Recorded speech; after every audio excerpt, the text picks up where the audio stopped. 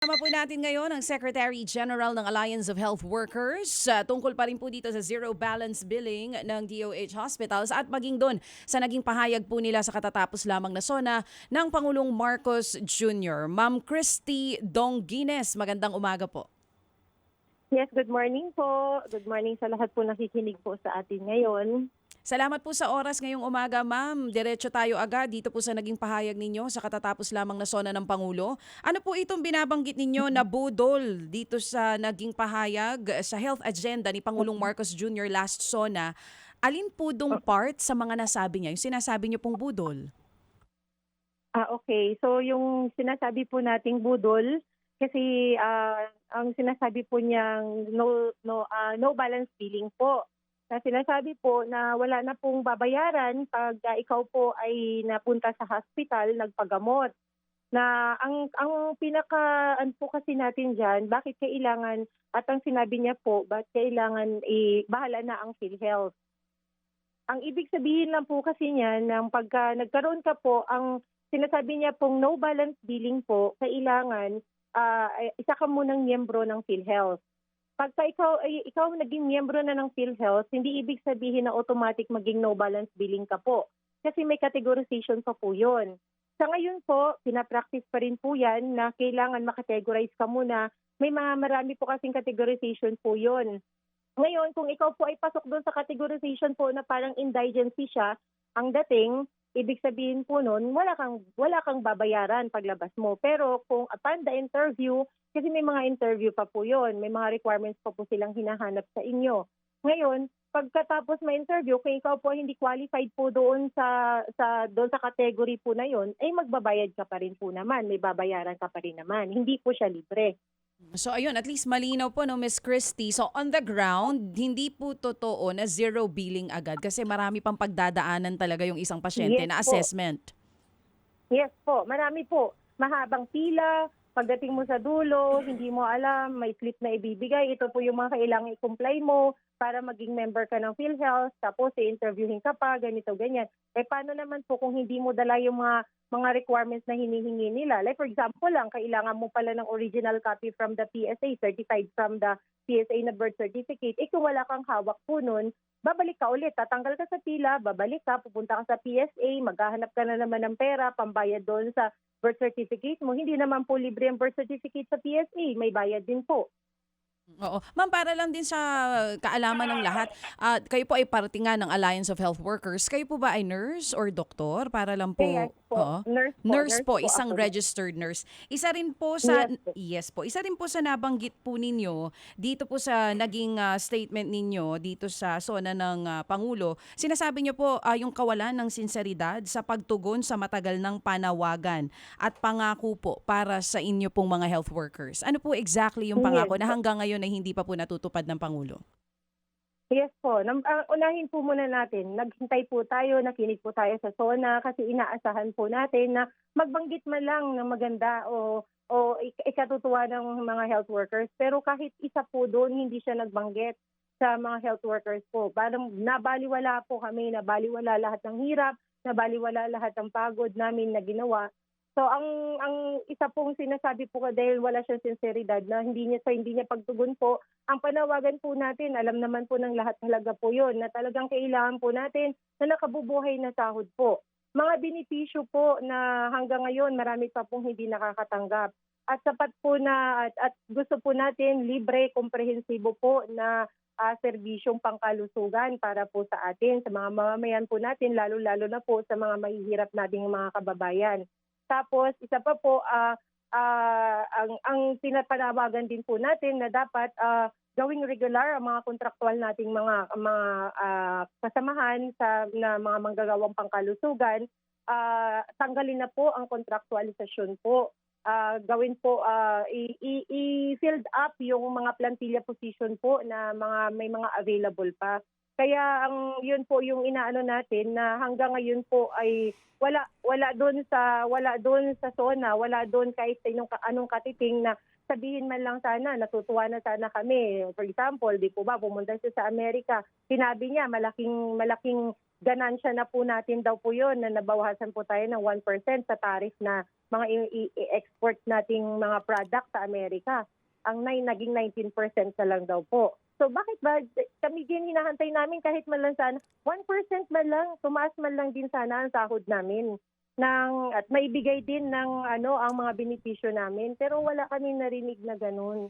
Opo. So wala talaga sinseridad, hindi katotohanan po yung sinasabi niyang na hinahangaan niya kami na mga manggagawang pangkalusugan, kami yung mga modern heroes, hindi po totoo. So Ma'am Christy, balikan ko lang, may utang pa ba ang DOH hanggang doon sa yung mga COVID allowance natin na matagal na pinaglalaban ng grupo ninyo? Marami pa po sa mga LGUs po. Mhm. Sa mga local governments, ang dami pa rin po talaga na talagang hindi pa rin nakakatanggap. Doon sa mga DOH hospitals, yung mga under DOH, kumusta naman so far? Sa amin po, kami mga nasa National Capital Region at saka iba sa mga under DOH hospital po, syempre malakas ang panawagan natin dito sa national na ibibigay po sa atin kahit na delayed na din Okay. po. Pero yung mga nasa local government, like for example sa mga DHW, mga barangay health workers natin na silang sumusuong doon, nagbahay-bahay during the time ng pandemic, ang dami pa rin po hindi Okay. nakakatanggap. Oo, sige. So naunawaan nga natin yun kasi nga ang pressure dito sa NCR, nandito yung mata ng media at lahat, kaya kumbaga mas nabibigyan kayo ng prioridad. Ngayon, balikan ko lang Yes itong po. PhilHealth, Ma'am Christy, ha. Apo. Naipaliwanag niya kanina siya, dalawa kasi ang uri ng miyembro ng PhilHealth, no? Opo, yung direct at saka indirect. Right? Itong sinasabi niya. So, yung mga direct contributors, itong mga manggagawa na may automatic deduction, di ba, Christy? May premiums po. May premiums po na tinatanggal. Yes, Opo. okay. So, sa inyo, kinaklaro nyo talaga, kasi ang PhilHealth, lagi namin gustong tawagan yan, pero hindi laging available ang kanilang spokesperson, no? Noon pa namin din sinasabi kasi parang merong hindi pagliliwanag na Opo, tama. hindi lahat ng pupunta sa mga ospital ng gobyerno makakakuha ng zero balance billing. Okay, Opo. may mga panuntunan 'yan, ano? Maliban doon sa binabanggit Yes po. mo na mga requirements, ikaw ba mismo magpapatotoo na kapag ang isang pasyente na direct contributor, ay pumunta doon sa isang, sabihin na po natin, DOH hospital mismo, kapag humingi siya ng, kasi sabi dito, basic accommodation ang libre. Pero kung ikay pasyente, dahil kailangan mo ng pribadong kwarto, kahit na walang television, walang refrigerator, pribadong kwarto lang, automatic yan, hindi ka na zero balance Hindi billing. na po. Hindi po. Hindi ka po magiging zero balance billing po. Kasi nga, nagpa-private room ka po Kahit na sabihin natin electric fan lang po yun kasi gusto mo single room yun. Ay single ka lang doon sa sa kwarto po na yun. So, yun ang category mo po. Hindi siya no balance billing. Oo, kasi nga din, yung pasyente, kaya din gusto minsan ng pribado kasi nga, una, madali siya mahahawa, di ba? Sa infeksyon, may mga ganun Oo, at pangalawa din, kung hindi maganda yung sanitasyon sa labas, di ba? Alam mo yung mga ganung factors? Yes po. Okay. Ganito, sinasabi ng DOH mismo at ng Presidente, doon lamang sa DOH hospitals. Meaning, dito, hindi kasama ang Lung Center, Kidney Institute, Heart Center, maging PGH hindi kasama, di ba? Yes po. Hindi po sila under ng DOH hospital. Oo. So, paano yan? Ano ang inyong tugon diyan at ano ang inyong panukala para maging mas makatotohanan itong sinasabi ni Presidente? Kasi nga maraming umaasa na pagpunta ko, ang akala kasi na marami, itong Lung Center, Heart Center, DOH, hindi pala, pati PGH. So, paano? Ang nabanggit nga po natin kahapon, ayon din sa mga kasamahan po natin na yun nga po nakakalungkot isipin dahil itong mga specialty hospitals na to na talagang kailangan ng mga kababayan natin na alam naman po natin na umaasa lang sila talaga doon sa mga libre. Pero nakakalungkot dahil nga hindi sila kasama doon sa sinasabi ni Presidente Bongbong Marcos na may no balance billing. So ang mangyayari po dyan sa mga GOCC sa hospital, may mga packages lang silang kailangan applyan. So hindi talaga, ang packages po na yun ay hindi zero balance billing. Kaya nga ang panawagan din po natin na sana naman dahil yun naman ay gusto mong tumulong at gusto mong hindi mahirapan yung ating mga kababayan sa pagpapagamot dahil nga may mga sakit na nga po sila, bakit hindi sila kasama doon sa no balance billing? Since may mga requirements naman na hinihingi, hindi naman automatic na pagpasok mo sa hospital ay pag ayan na may sakit na ako o pagpasok ko dito na enter na ako o hindi automatic kailangan no balance billing na ako. Hindi naman po ganoon ang sinasabing no balance billing. Di ba binanggit ko nga po kanina kahit naman sa mga pampublikong hospital na under ng DOH, may categorization pa rin po, may qualification pa rin. So bakit hindi natin ipatupad doon din sa mga specialty hospital na alam natin na talagang taktak ang mga pasyente talaga doon. Sobrang overwhelmed din ang mga pasyente para sa kanila. At ang nandoon po, hindi mayayamang pasyente. Ang karamihan doon ay mga mahihirap nating kababayan. Sige. So ano ngayon ang inyong panawagan naman sa Kongreso kasi meron din panukala na amyendahan na ang universal healthcare at maging itong paglalaan ng budget dito ngayon sa 2026 budget?